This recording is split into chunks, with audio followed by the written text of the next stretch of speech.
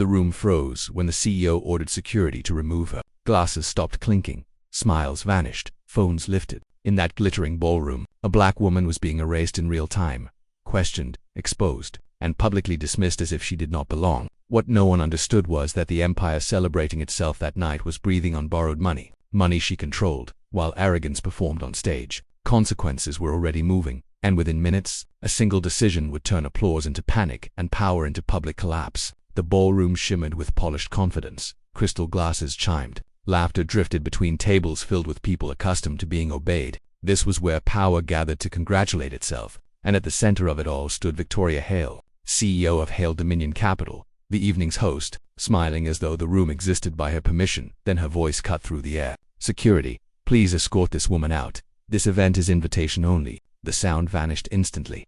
Every head turned. A black woman stood near the back of the ballroom, composed and still, her face unreadable. Phones rose almost instinctively. Whispers rippled outward. She did not argue. She did not flinch. She simply remained where she was as two guards began moving toward her. No one noticed the slim black portfolio resting against her chair. No one realized the evening had already begun to unravel. Her name was Danielle Cross, and she had not come to be seen. She had come to observe. For years, Danielle had learned that the fastest way to understand a room was to enter it quietly and let people reveal who they believed mattered. Tonight was no different. She arrived alone, took a seat without assistance, and watched how respect was distributed long before credentials were checked. She noticed who received warm greetings, who was ignored, who was questioned, and now she was being questioned. Victoria stepped forward with polished confidence, every inch the woman used to command. "This summit is reserved for principal investors and founding partners," she said smoothly. "There must be some confusion." Danielle met her gaze calmly. "There is not." A soft ripple of amusement passed through nearby tables.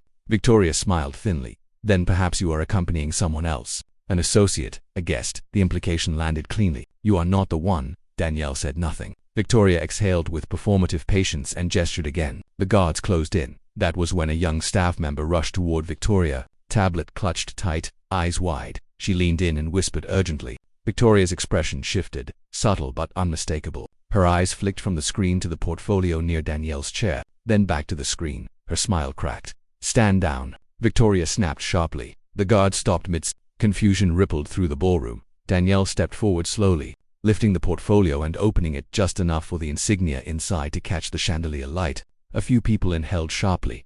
Some recognized it immediately. She turned to face the room. "My name is Danielle Cross," she said, voice steady, carrying effortlessly. "I am the founding managing partner of Meridian Horizon Capital." A murmur surged through the crowd. "Meridian Horizon," Danielle continued, "is the private equity firm that finalized the $34 billion capital stabilization package for Hale Dominion Capital 6 months ago." The air thinned. Victoria's posture stiffened as the realization landed. The deal, the lifeline, the reason her company had survived. Danielle did not look at her yet. "I attended quietly this evening," she said, "to observe the culture of leadership within the organizations my firm supports." She paused. "What I observed was a room comfortable with exclusion, a leadership style that questions presence before verifying substance, and a willingness to humiliate publicly under the banner of protocol." Screens around the ballroom flickered, then changed. A formal notice replaced the sponsor logos. Funding suspended. Oversight initiated. Effective immediately. Phones lit up across the room in unison. Executives froze. Conversations collapsed into frantic whispers.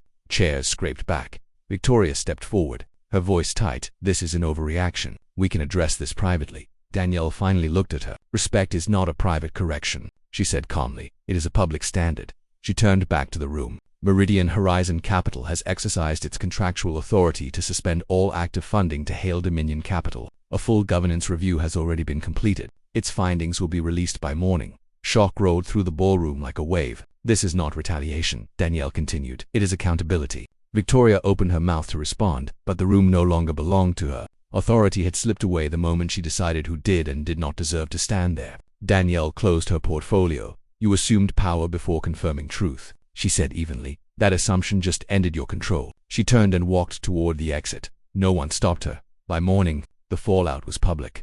Markets reacted. Board members issued statements. Senior executives resigned. Analysts called it unprecedented. Industry leaders called it overdue. Danielle gave no interviews. She returned to her work quietly, continuing to deploy capital with precision and intent, backing leadership that understood authority was not proven through exclusion. Because real power does not raise its voice in ballrooms. It watches, it waits, and when it decides a system no longer deserves support, It withdraws and lets the collapse speak for itself. If watching arrogance crumble under quiet authority moved you, do not let it end here. Like this video to support stories that expose hidden power.